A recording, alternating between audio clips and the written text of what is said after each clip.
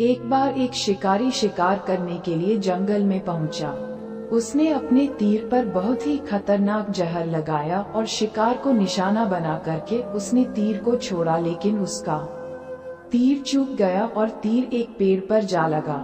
वह पेड़ बहुत ही हरा भरा और बहुत सारे तोते उस पेड़ पर रहते थे। जैसे ही वह जहरीला तीर उस पेड़ पर जाकर लगा, वह पेड़ धीरे धीरे सूखने लगा और उस पेड़ पर जो भी तोते रहते थे वह एक एक करके उस पेड़ को छोड़कर जाने लगे। उस बड़े से पेड़ के कोटे में एक बहुत ही बूढ़ा तोता रहता था, जो बहुत ही धर्मात्मा और अच्छे मन का था। सभी तोते उस पेड़ को छोड़कर जाने लगे थे, लेकिन वह बूढ़ा तोता जाता था, दाना लेकर के आता और उसी कोटे में आकर के बैठ जाता था, परंतु उस पेड़ को छोड़ने को तैयार नहीं था। बूढ़े तोते के साथियों ने कई बार आकर के उसे समझाया कि यह पेड़ सूख रहा है और किसी दिन गिर भी जाएगा, चलो किसी और पेड़ पर चलकर रहा जाए, परंतु वह बूढ़ा तोता वहां से जाने को तैयार नहीं हो रहा था।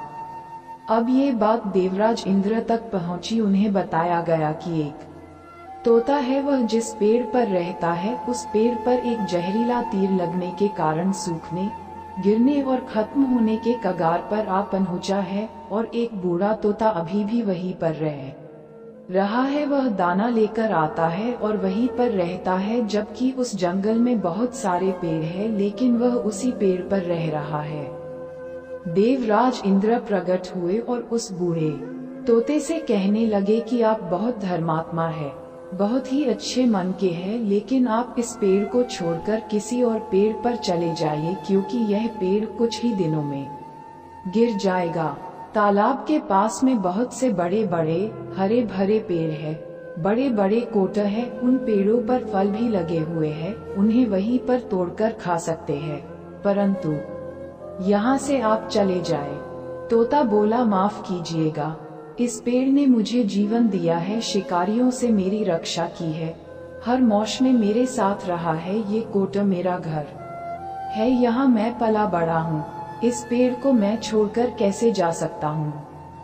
इस पर संकट आया है तो क्या मैं इसे छोड़कर चला जाऊँ? मैं ऐसा कभी नहीं कर सकता। देवराज इंद्र तोते के इस बात से बहुत ही प्रसन्न हुए। उन्होंने तोते से कहा, मैं आपके इस बात से बहुत ही खुश हूँ, मांगो जो आपको मांगना हो। उस बूढ़े तोते ने कहा, मुझे बस इतना मांगना है कि जिस पेड़ ने मुझे जन्म दिया, जहाँ मैं रहा पला बड़ा, जिसे आप मेरा जन्मभूमि कह सकते हो, आप इसे फिर से वैसा ही हरा भरा कर दो जैसा ये था। देवराज इंद्र ने अमृत से उस पेड़ को सींच दिया और पहले की तरह हरा भरा कर दिया। अब वापस से उस पेड़ पर आकर के बाकी तोते रहने लगे। वह बूढ़ा तोता कुछ समय तक और जिंदा रहा, फिर उसकी मृत्यु हो गई और वह स्वर्ग में चला गया। ये कहानी हमें सिखाती ये है कि जब भी किसी इंसान का बुरा दौर आता है तो इमोशनली वह टूटा हुआ होता है, उसे किसी के सहारे की जरूरत होती है, किसी की आवश्यकता होती है। अगर आप ऐसे समय में उसे छोड़कर चले जाएंगे, उससे बात नहीं करेंगे, मुंह मोड़ लेंगे, तो आपसे बुरा कोई नहीं है, क्योंकि आप किसी के सुख का साथी बने या ना बने, लेकिन आपको हमेशा किसी के दुख का साथी जरूर बनना चाहिए।